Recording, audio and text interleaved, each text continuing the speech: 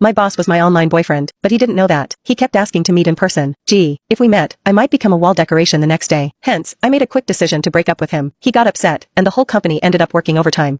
How should I put this? For the sake of my mental and physical health, maybe getting back together with him wouldn't be such a bad idea. I was dating my boss online. Meeting in person? That was never going to happen. He didn't even know his online girlfriend was one of his employees. Lately, my boss had been in a bad mood. Everyone could feel it, so everyone had been extra careful. Even the usual breaks had been cut short. The boss had been working crazy hours, and no one dared leave before him. So, our workdays had stretched to 11 p.m. or 12 a.m., and I was starting to get dark circles under my eyes. My skin had been looking worse, too. To be honest, I felt like I was probably the only one who knew the real reason behind his bad mood, but I couldn't tell anyone. The boss had had his heart broken, and unfortunately, the one who broke his heart was me. He didn't know that, though. It all started when my online boyfriend of 2 years wanted to meet up in person. We met on social media. He had posted something asking for advice. Why can't I find a girlfriend? I clicked on it, and the post said, I'm a man, 6 feet 2 inches, 183 pounds, 25 years old, Ivy League graduate, with a master's in management and engineering. I'm currently the vice president of a listed company, with an annual salary starting at $500,000. I own a car and a house, but my looks are just average. I've never had a girlfriend. So, what's the issue? The comments section was full of sarcastic remarks. Ugh, someone's fishing for compliments. Is this guy living in a dream world? Ivy League grad, just 25, and already a VP? Come on, get real. At least create a more realistic persona. As we all know, only family-run businesses give young people such high positions. But most of those rich kids study abroad. Being in a playful mood, I commented, maybe it's the looks. Post a photo and let's see. Then I closed the app. Not long after, I got a private message from the poster. Hi, can I send it to you privately? Though confused, I enjoy some drama, so I replied, sure. Then he sent me a photo. I almost spat my coffee out. He said he was 6 feet 2 inches? I believe 5 feet 0 inches. Maybe. It was a selfie, with his face covered by his hand, and the angle made his head look huge and his body tiny. His hair was sticking up like he'd just used some kind of hair gel, and he was wearing thick black-rimmed glasses, making him look both nerdy and awkward. But despite all that, his face was actually fine. Even though it was partially obscured, I could tell his lips, nose, and eyes all screamed handsome. Still, there was something about him that seemed oddly familiar. I mentally shouted, there are actually guys who don't realize they're good-looking, while zooming in and out of the photo multiple times. With my helpful mindset, I typed out a few tips. Your clothes and selfie skills need work. Try frameless glasses, or better yet, wear contacts. And change your shooting angle. Tilt the phone slightly, making sure the charging port leans toward you. Also, try pants that are a bit looser, like casual black ones. He replied, thank you so much. I didn't think much of it and moved on, but the next day, he sent me photos of his makeover, taking my advice to heart. The day after that, again. Then it went on for a few more days. I was getting tired of it when he suddenly asked if he could add me as a friend on Facebook and offer me a thank you gift. If someone was offering money, I'd be crazy not to take it. So I gave him my profile link. Moments later, an account with a familiar profile picture sent me a friend request. Wait, wasn't this my boss? I panicked, almost accidentally accepting his friend request. My heart sank, and I quickly restricted the visibility of all the previous posts on my feed. My brain raced, wondering if I'd somehow linked my private Facebook account to my company info. Meanwhile, he was typing for what felt like forever before sending a message. Thanks for all the help these past few days. Here's a little something for you. And then, he sent me $7,000 via MetaPay with the note,